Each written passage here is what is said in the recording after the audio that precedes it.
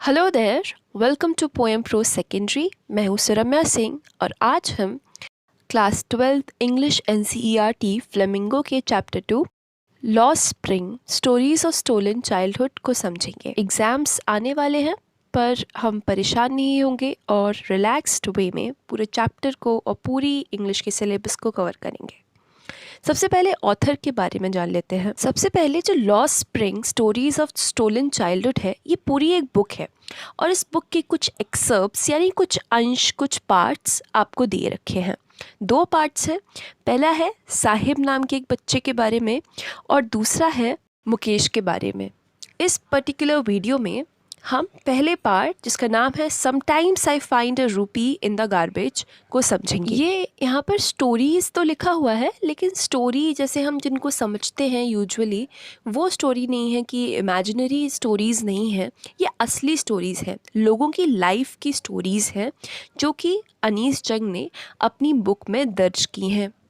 और अनीस जंग के बारे में जाने तो इनका जन्म 1964 में रूरकेला में हुआ था और इन्होंने अपना बचपन और जो टीनेज ईयर्स थे वो हैदराबाद में बिताए।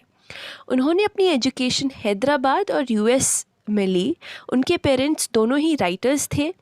अनीस ने अपना करियर एक राइटर की तरह ही इंडिया में शुरू किया।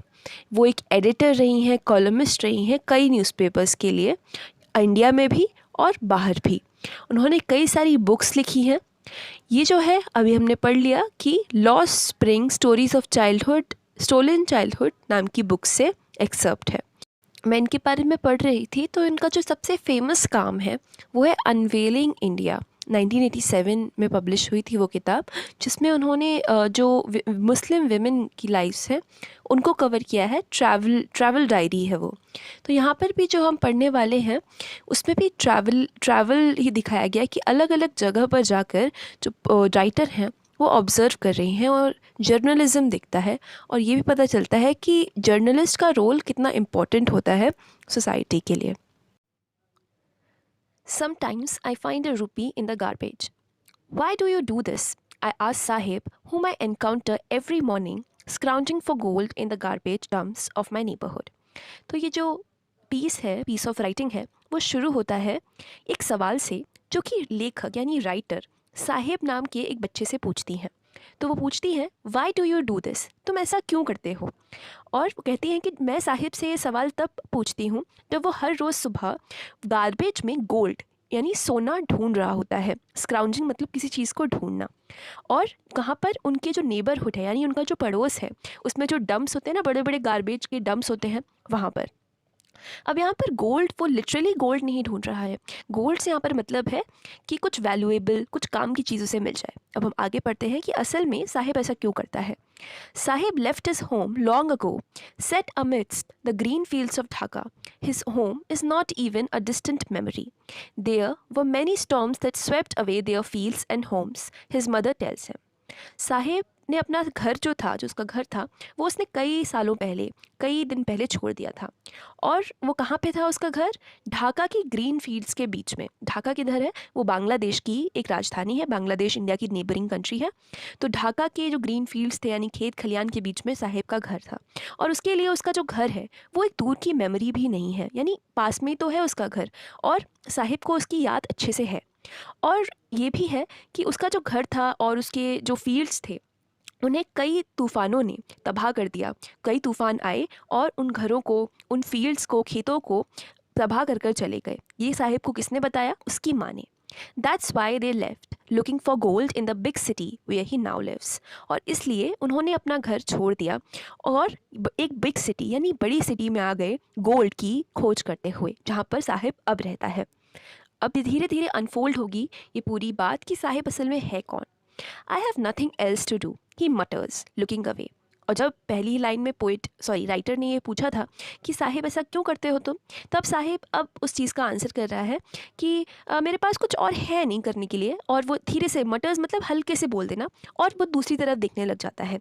यानी हल्की सी शर्म है उसकी उसकी बात में, कि वो बताना नहीं चाहता एग्जैक्टली कि वो क्यों उस गार्बेज में अपना हाथ डालता है। Go to school, I say glibly, realizing immediately how hollow the advice must sound. और मैं उससे कहती हूँ कि स्कूल जाओ, ये क्यों कर रहे हो, स्कूल जाओ। ग्लिबली मतलब होता है कि ज़्यादा चिंता ना करते हुए, ज़्यादा सोच समझ कर जो बात ना कही गई हो। और जैसे ही मैं ये कहती हूँ वैसे ही संग के संग मुझे रियलाइज़ हो जाता है कि अरे कुछ मैंने गड़बड़ बोल दी, क्योंकि मेरी जो एडवाइस है, मेरा जो सजेशन है साहिब को, वो बहुत खोखला है। असल में वो इस एडवाइस को कभी फॉलो ही नहीं कर पाएगा। There is no school in my neighbourhood where they when they build one I will go. अब साहिब की ये बात सुनिए। वो कहता है कि मेरे जो नेबरहुड है, मेरे आसपास कोई भी स्कूल नहीं है, और जब वो बना देंगे स्कूल तब मैं चला जाऊँगा। तो साहिब जो बच्चा है वो किस तरह कैसे अपनी कहानी बनाता है दूसरे बच्चों की तरह, उसे बताना पसंद नहीं है कि एग्जैक्टली वो क्यों गार्बेज में हाथ डालता है। वो कहता है अरे वो मेरे आसपास स्कूल्स नहीं है ना, इसलिए मैं नहीं जाता हूँ, और जब बन जाएगा तब मैं चला जाऊँगा। If I start a school will you come, I ask half joking. और मैं उससे पूछती हूँ कि अगर मैं एक स्कूल शुरू करूँ तो तुम आओगे, और ऐसा मैं थोड़ा थोड़ा मजाक करते हुए कहती हूँ। Yes he says smiling broadly, और साहिब के चेहरे पर एक बड़ी सी मुस्कान, चौड़ी सी मुस्कान आ जाती है, और वो कहता है हाँ मैं आऊँगा। A few days later I see him running up to me, is your school ready. और कुछ दिनों बाद वो मुझ तक दौड़ कर आता है और पूछता है कि आपका स्कूल तैयार है क्या। It takes longer to build a school, I say, embarrassed at having made a promise that was not meant, but promises like mine abound in every corner of his bleak world. और जो poet अब writer हैं वो कह देती हैं उससे कि नहीं नहीं नहीं, थोड़ा टाइम लगता है ना स्कूल बनने में, और फिर वो उन्हें इस बात पे शर्म आती है कि उन्होंने साहिब से थोड़ा जोकिंगली ही सही, ऐसे मजाक में ऐसी बात क्यों की, ऐसा प्रॉमिस, ऐसा वादा क्यों किया जिसका कोई मतलब नहीं था। लेकिन मैंने जो वादे किए जिनका कोई मतलब नहीं होता, ऐसे कई सारे न जाने कितने वादे साहिब की ज़िंदगी के हर कोने में पड़े रहते हैं।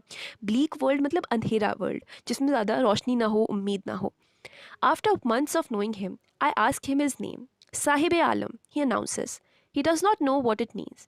और कई महीनों तक मैं साहिब को जानती तो हूँ, लेकिन उसका नाम कई महीनों बाद पूछती हूँ, और वो जवाब देता है साहिब आलम, उसका पूरा नाम होता है, और उसको मतलब नहीं पता होता अपने खुद के नाम का। If he knew its meaning, Lord of the universe, he would have a hard time believing it. और अगर साहिब को मतलब पता होता अपने नाम का, जो कि है इस पूरे ब्रह्मांड का, इस पूरी कायनात का लॉर्ड यानी मालिक, एक तरीके से भगवान, तो वो उसे विश्वास ही नहीं होता कि उसके नाम का ये मतलब है, क्योंकि साहिब की ज़िंदगी उससे बहुत अलग है।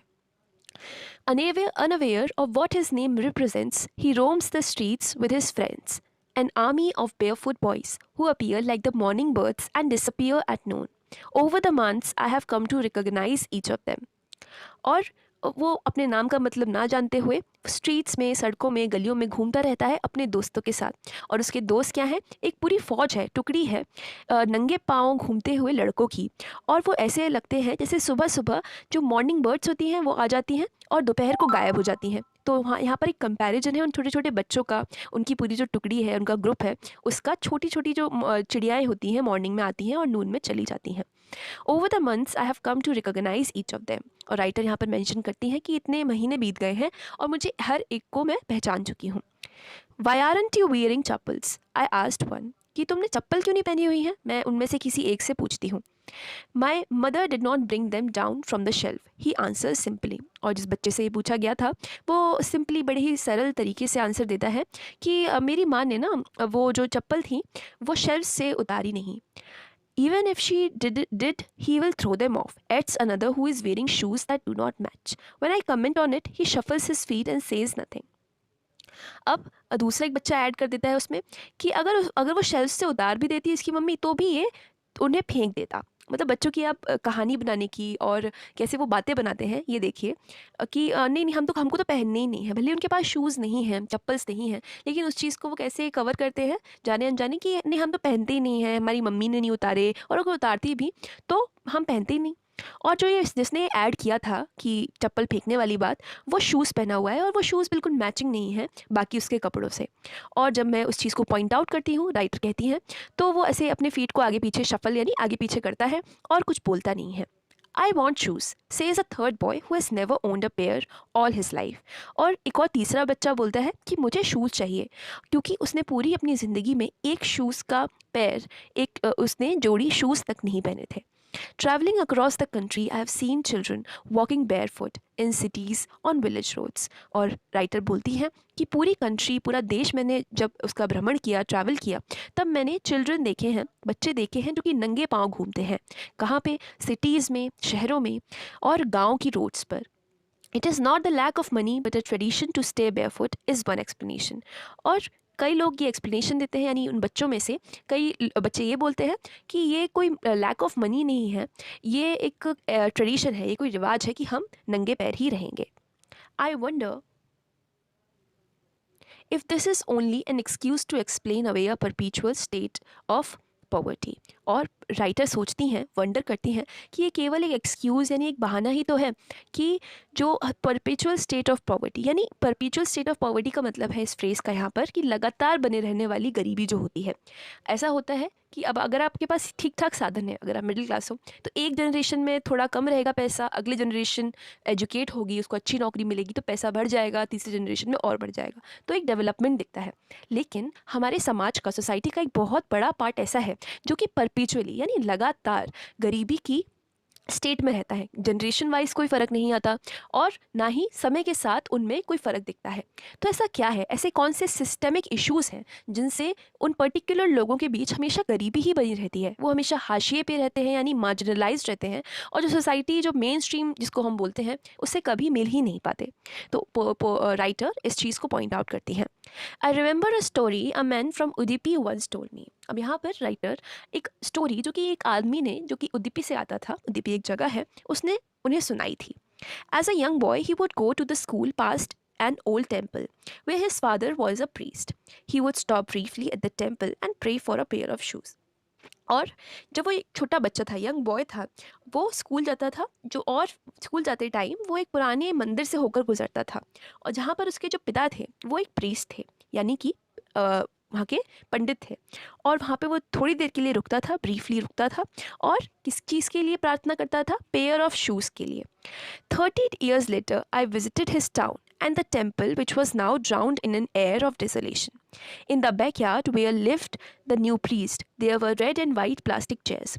अब 30 साल बीत जाने के बाद मैंने उसके टाउन में विज़िट किया था और उस टेम्पल में भी विज़िट किया था, और अब वो जो टेम्पल था और वो अब एक डेजोलेशन यानी एक अकेलापन, और सब मतलब उतना, मतलब उसके आसपास लोग नहीं थे, क्राउड नहीं था, थोड़ा सा खंडर जैसा हो जाना हो गया था उस टेम्पल के साथ। बैकयार्ड में नया प्रीस्ट रहता था, यानी नया पंडित रहता था, और रेड और वाइट प्लास्टिक चेयर्स पड़ी हुई थी वहाँ पर। A young boy dressed in a grey uniform, wearing socks and shoes, arrived panting and threw his school bag on a folding bed. Looking at the boy, remembered the prayer another boy had made to the goddess when he had finally got a pair of shoes. Let me never lose them. और एक young boy वहाँ पर उनको दिखा, जो कि एक grey uniform में उस तैयार था, उसने सॉक्स पहने हुए थे, जूते पहने हुए थे, और वो जो जल्दी जल्दी आया, यानी पैंटिंग मतलब जब सांस फूलने लग जाती है, यानी दौड़ दौड़ कर अपने स्कूल से वापस आया होगा वो, और अपने स्कूल बैग को उसने फोल्डिंग बेड के ऊपर डाल दिया, फोल्डिंग जो चारपाई होती है उसके ऊपर उसने फेंक दिया। और जब मैंने बॉय की तरफ देखा, उस बच्चे की तरफ देखा, तब मुझे वो प्रेयर याद आई जो किसी और बच्चे ने 30 साल पहले गॉडेस से, देवी से मांगी थी, और तब मांगी थी जब उसे वो पेयर ऑफ शूज़ मिल गए थे, और उसने कहा था कि मैं कभी भी इन शूज़ को ना खोऊं। The goddess had granted his prayer. Young boys like the son of priest now wore shoes, but many others like the rag pickers in my neighborhood remained shoeless. और जो गॉडेस थी, देवी थी, उन्होंने उनकी प्रेयर तो मान ली। यंग बॉयज़ जो होते हैं, जो कि प्रीस्ट के यानी पंडित के और बच्चे हैं, वो तो अब शूज़ पहनते हैं, लेकिन जो रैग पिकर्स हैं, यानी साहिब का अब एग्जैक्टली वो इंट्रोडक्शन दे रही हैं, यानी जो कचरे में से चीज़ें उठाते हैं, वो जो लोग हैं, वो जो मेरे नेबरहुड में रहते हैं, वो अभी भी शूलेस है इतने सालों बाद भी। तो यहाँ पर बड़े ही क्लेवरली अनीश जंग ने एक चीज़ मेंशन की है, हमारी सोसाइटी का कास्ट डिफरेंस और प्रिविलेजेस हमारी कास्ट से जुड़ी हुई होती है। आप देखेंगे कि गरीब बहुत लोग होते हैं, लेकिन एक पर्टिकुलर कास्ट के लोग धीरे धीरे धीरे कर कर आगे बढ़ जाते हैं, क्योंकि सोसाइटी के इनविजिबल स्ट्रिंग्स उनको ऊपर खींचते हैं, क्योंकि सोशली वो एक्सेप्टेड है, सोशली उनको कई सारे प्रिविलेजेस हासिल हैं। प्रिविलेजेस मतलब कुछ फ़ायदे, दूसरों से ज़्यादा फ़ायदे एक कास्ट को दिए जाते हैं, जो कि आपको दिखेंगे नहीं कॉन्क्रीट तरीके से, लेकिन वो सोसाइटी में एग्जिस्ट करेंगे, उनको ज़्यादा एक्सेप्टेंस मिलती है, उनके सोशल कनेक्शन ज़्यादा होते हैं बड़ी जगहों पर। लेकिन जो रैग पिकर्स हैं, जैसे साहिब, वो रैग पिकर्स ही रह जाते हैं और परपेचुअल स्टेट ऑफ पॉवर्टी में ही रह जाते हैं। तो जो ये पर्टिकुलर पॉवर्टी की जो स्टेट है, ये गरीब कोई भी हो सकता है, लेकिन गरीबी में बना कौन रहता है, वो कौन सी कास्ट से बिलोंग करता है, कौन से लोग हैं वो, ये राइटर आपको बड़े ही स्मार्टली सोचने के लिए क्लू दे रही हैं। My acquaintance with the barefoot rag pickers leads me to Simapuri, a place on the periphery of Delhi, yet miles away from it, metaphorically. और वो कहती हैं कि मेरी जो एक्विंटेंस है, एक्विंटेंस मतलब जान पहचान, किससे, जो नंगे पैर घूमने वाले रैक पिकर्स हैं, कचड़े में से जो बच्चे उठाते हैं सामान, वो सीमापुरी ले जाते हैं मुझे। और वो सीमापुरी कहाँ है? दिल्ली की जो पेरीफेरी है, यानी दिल्ली का जो बाउंड्रीज है वहाँ पर लोकेटेड है। लेकिन तब भी वहाँ पर लोकेटेड होते हुए भी उससे माइल्स, मीलों की दूरी पर है, मेटाफोरिकली, यानी कि एक तरीके से असल में सीमापुरी बाउंड्री पे है, लेकिन जब असल में चीज़ों की और प्रिविलेजेस का अगर डिस्ट्रीब्यूशन देखें, रिसोर्सेज का अगर डिस्ट्रीब्यूशन देखें, तो दिल्ली के लोग बहुत मॉडर्न होते हैं, उनके पास मॉल्स, कार्स, सब कुछ दिखेंगी, सबसे डेवलप्ड सिटीज़ में से है हमारे यहाँ। लेकिन सीमापुरी जो कि उसकी बाउंड्री पर है, दिल्ली का ही एक पार्ट है, वो उससे मीलों दूर है resources wise. Those who live here are squatters who came from Bangladesh back in 1971. Sahib's family is among them. Simapuri was then a wilderness. It still is, but it is no longer empty. अब यहाँ पर वो बोलती हैं, अब वो बता रही हैं कि असल में वो लोग कौन हैं जो यहाँ पर रहते हैं।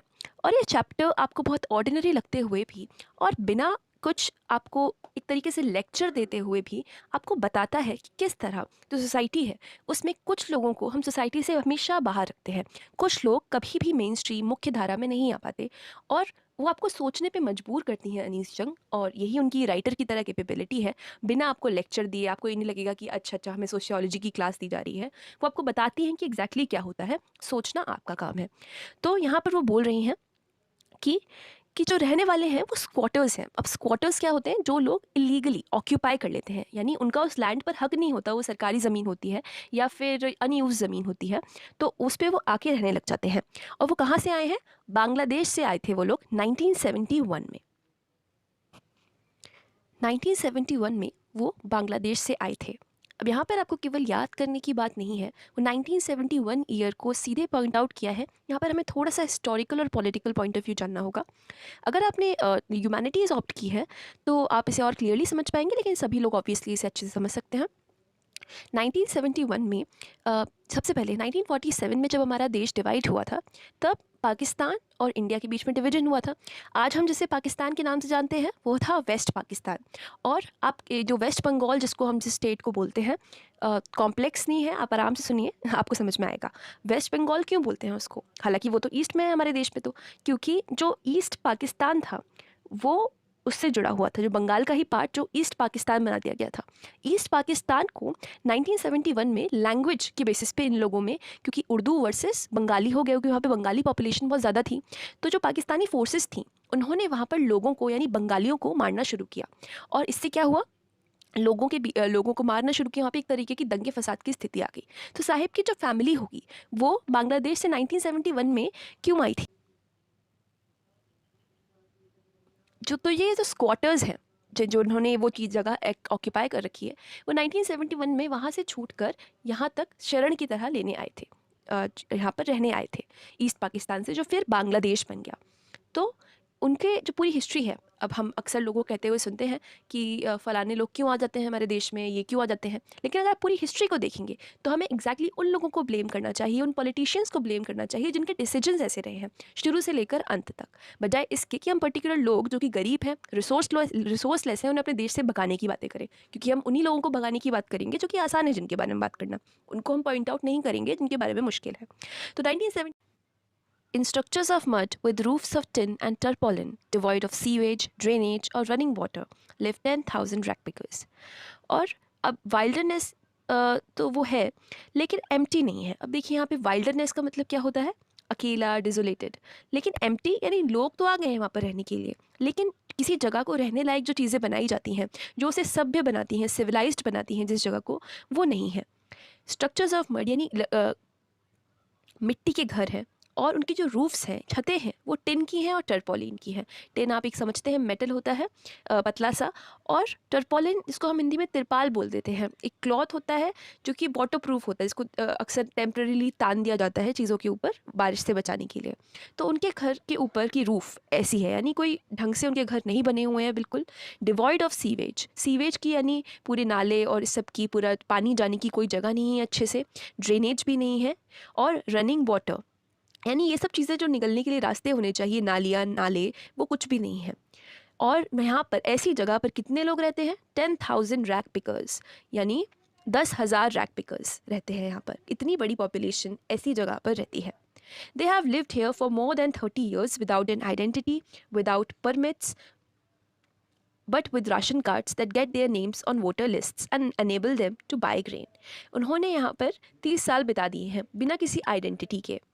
आइडेंटिटी यानी पहचान। समाज में हमारी हम हमेशा एक ह्यूमन नीड होती है कि हमारी एक पहचान हो, हमें भी लोग जाने कि ये हैं, ये इस फैमिली से आते हैं और ये करते हैं या करती हैं। लेकिन इन रैग पिकर्स की कोई पहचान नहीं है। अब पहचान यहाँ पे एक बहुत वैसा वर्ड है क्योंकि सोसाइटी में उनको कभी कंसीडर ही नहीं किया जाता कि ये भी लोग हैं।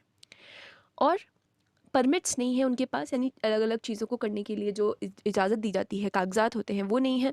और लेकिन उनके राशन कार्ड्स हैं उनके पास, जिससे उनका नाम जो होता है वो वोटर्स लिस्ट पे चला जाता है और ग्रेन मिल जाता है उनको। अब देखिए यहाँ पे उन्होंने 2 लाइन्स में कैसे पॉलिटिक्स को पॉइंट आउट किया है कि कैसे लोगों को केवल ग्रेन बांट दो ऊपर ऊपर से, जो सिस्टेमिक इश्यूज़ हैं उनका पूरा सिस्टम चेंज होने की ज़रूरत है। एजुकेशन, एम्प्लॉयमेंट, पूरा जो ज़मीनी काम है वो मत करो, बस उनको ग्रेन दे दो। रोज़ इंसान को खाने के लिए तो कुछ चाहिए ही, तो वो आप क्या करो, उन्हें राशन कार्ड दे दो, इससे उनका नाम वोटर्स लिस्ट पे आ जाएगा, उनके वोट मिल जाएंगे आपको, और आपको केवल क्या देना है, उनको रोटी देनी है 2 वक्त की।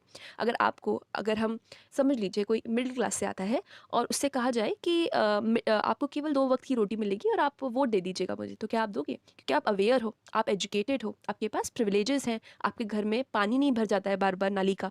तो इसलिए हम जो मिडिल क्लास लोग होते हैं और जो रिच लोग होते हैं वो कभी इन प्रॉब्लम्स को समझेंगे ही नहीं, क्योंकि हमें लगता है कि जिस दुनिया में, जिस बबल में हम रह रहे हैं वही केवल एग्जिस्ट करता है, और जो गरीब है वो इसलिए गरीब है क्योंकि वो मक्कार है। They have lived here for more than 30 years.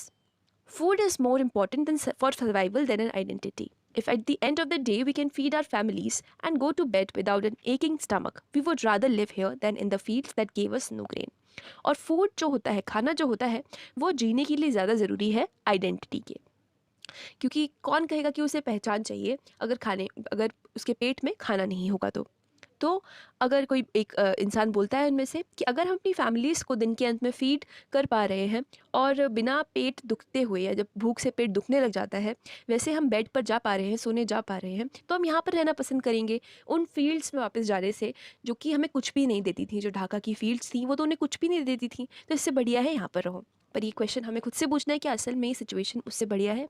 और ये कौन बोल रहा है? से a group of women in tattered saris when I asked them why they left their beautiful land of green fields and rivers. और जब मैं उनसे पूछती हूँ कि आपने इतना सुंदर, आपका जो लैंड था, ग्रीन फील्ड्स थी, रिवर्स थी, वो क्यों छोड़ दिया, तो वो कहती है कि अब हरियाली का, सुंदरता का हम करेंगे क्या जब खाने के लिए कुछ होगा नहीं तो।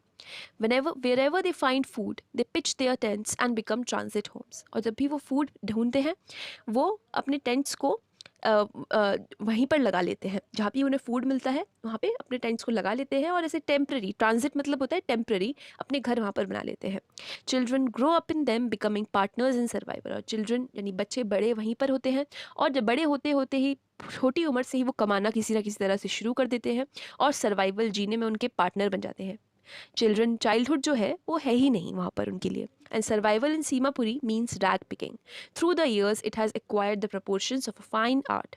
Garbage them is gold. It is their daily bread, a roof over their heads, even if it is a leaking roof. But for a child, it is even more.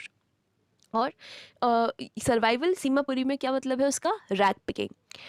और इतने सालों से इतना उसे किया गया है, जनरेशन्स ने उसे किया है कि वो वहाँ पर एक फ़ाइन आर्ट बन चुका है कि किस तरह चीज़ों को, ढंग की चीज़ों को, असल में जो कबाड़ एक तरीके का ढूंढते हैं, आपने देखे भी होंगे रैग पिकर्स अपनी लाइफ में, वो कैसे ढूंढा जाए उनके लिए एक आर्ट बन चुकी है, कला बन चुकी है। और गार्बेज उनके लिए क्या है? गोल्ड है, सोना है, क्योंकि वहीं से उनका सर्वाइवल आता है और उनका डेली ब्रेड है।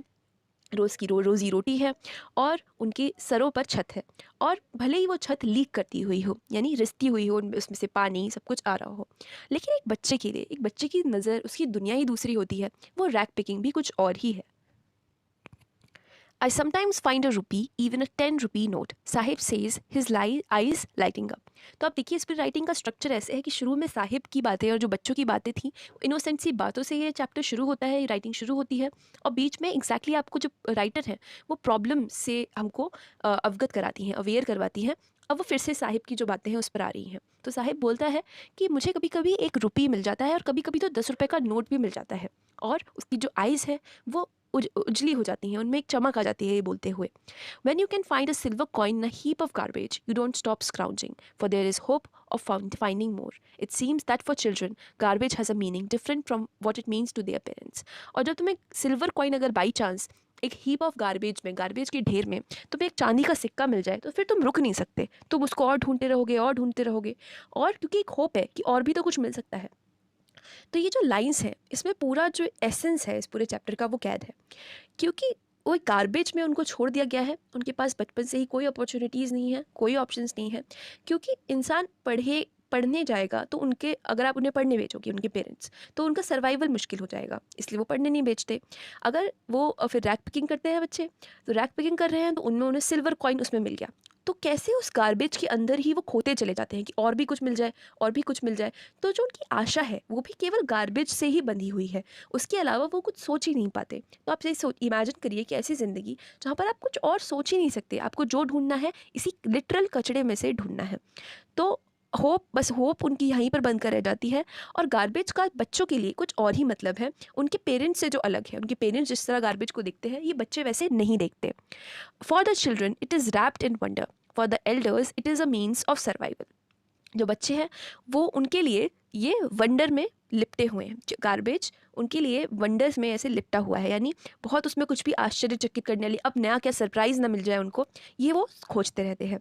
और एल्डर्स के लिए, बड़े लोगों के लिए, ये केवल एक मीन्स है जीने का, ज़िंदगी बिताने का। One winter morning I see Saheb standing by the fenced gate of the neighbourhood club watching 2 young men dressed in white playing tennis. और एक जो सर्दी की सुबह थी, मैंने साहिब को देखा कि एक फेंस्ड गेट के पास वो खड़ा हुआ था, जो कि नेबरहुड क्लब, यानी पड़ोस में एक क्लब होगा, उसके जो फेंस्ड गेट था, यानी ऐसी लकड़ी लकड़ी वाला, डंडी डंडी जिसमें लगी होती है, उसके पास वो खड़ा हुआ था। और वो क्या देख रहा था, 2 यंग मैन थे, 2 जवान आदमी थे, और वो ड्रेस्ड हुए थे वाइट में, पूरा टेनिस खेलते टाइम जैसे वाइट में पूरा ड्रेस हो जाते हैं, वैसे ही वो टेनिस खेल रहे थे।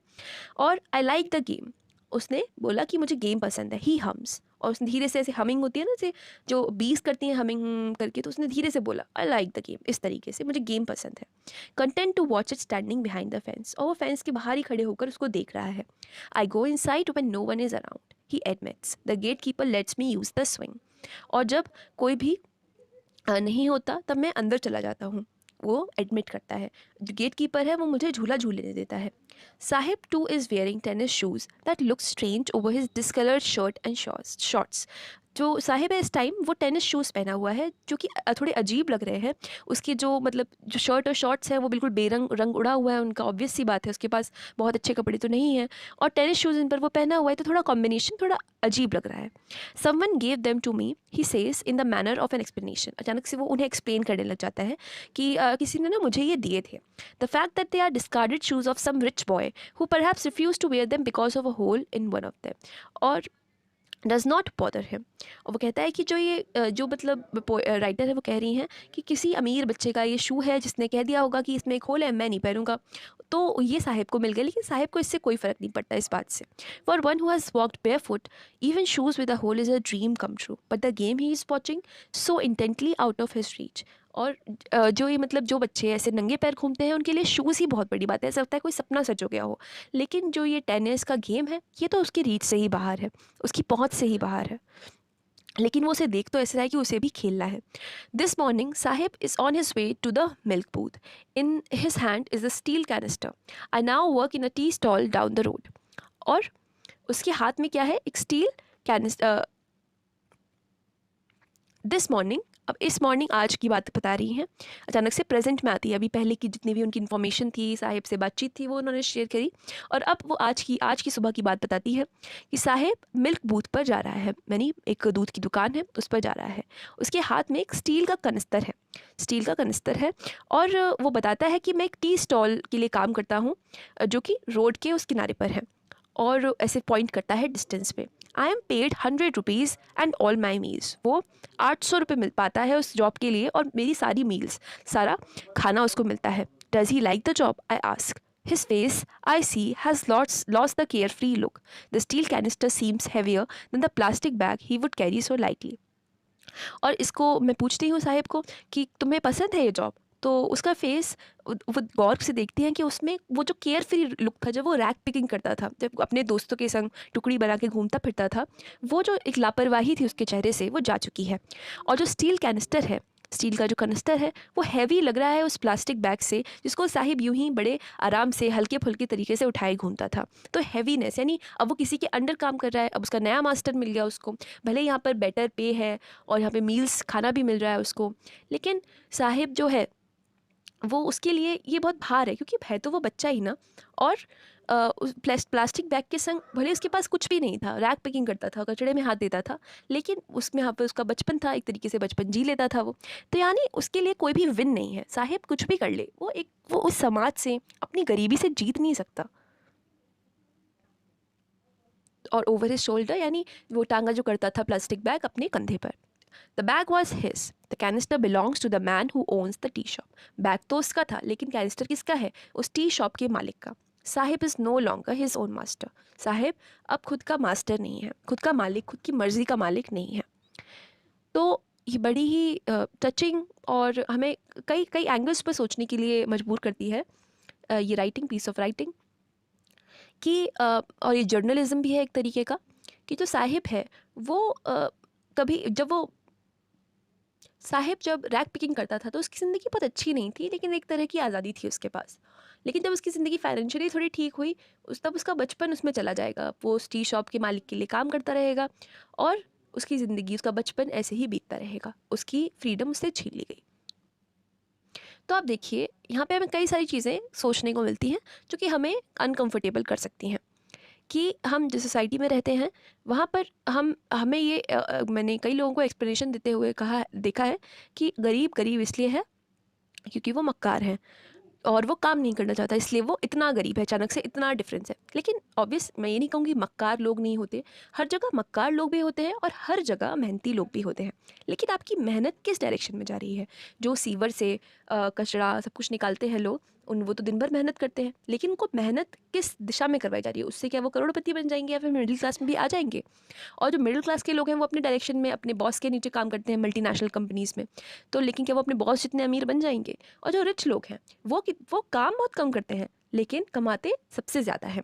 तो ऐसा क्या सिस्टम है जहाँ पर लोगों को पे कम किया जाता है, क्योंकि जॉब्स नहीं है, जॉब अपॉर्चुनिटीज़ नहीं है, जो बड़े एमएनसीज़ होते हैं वो हमको कम पे करते हैं और हमसे काम बहुत करवाते हैं। तो मेहनत करो, ये तो ऑब्वियस सी बात है, हर इंसान, हर जगह कई लोग होते हैं जो मेहनत करना चाहते हैं, बहुत मेहनती होते हैं, और कई लोग होते हैं वो नहीं होते। लेकिन जब आप गरीब हैं, तो अगर आप मेहनती नहीं होंगे तो आप सर्वाइव भी नहीं कर पाएंगे। लेकिन अगर आप मिडिल क्लास हैं, अपर मिडिल क्लास हैं और रिच हैं ऑब्वियसली, तो आप तब भी सर्वाइव कर जाएंगे। तो वहाँ पर आप मेहनत करने का ज्ञान नहीं देते एक दूसरे को, वो आप कहते हैं वो तो उसका स्वभाव है। लेकिन गरीब, क्योंकि हमें अनकंफर्टेबल करती है वो चीज़, तो हम कहते हैं नहीं नहीं नहीं, ये ना मक्कार होते हैं, ये होते ही ऐसे हैं, और हमको तो कन्विंस कर लेते हैं कि किसी तरह से, कैसी अजीब सी रीजनिंग लगा के, कि ये लोग होते ही ऐसे हैं, इसलिए इनके ये हाल है। तो हमारी सोसाइटी कैसे वर्क करती है, ये छोटा सा पीस हमको सोचने पे मजबूर करता है। गरीबी क्या है और वो कैसे एग्जिस्ट करती है, इनइक्वालिटी क्या है। हमारे इस कॉन्स्टिट्यूशन में सोशलिज्म लिखा हुआ है, लेकिन वो होता क्या है, किस हद तक अप्लाइड है, ये हम जानने के लिए कितना उत्सुक हैं, ये भी चैप्टर हमें क्वेश्चन करता है। तो ये था अनीस चंग का लिखा हुआ समटाइम्स आई फाइंड अ रूपी इन द गार्बेज, जो है किताब lost spring stories of stolen childhood से।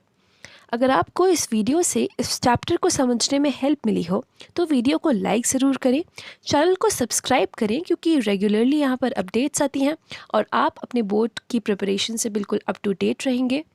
साथ ही फ्रेंड्स के साथ शेयर करें वीडियो, कमेंट कर बताएं कि आगे आप कौन से टॉपिक्स पर इस चैनल पर वीडियो देखना चाहते हैं। अगर आपका एग्जाम है तो all the very best and most importantly take care of your family, friends and yourself.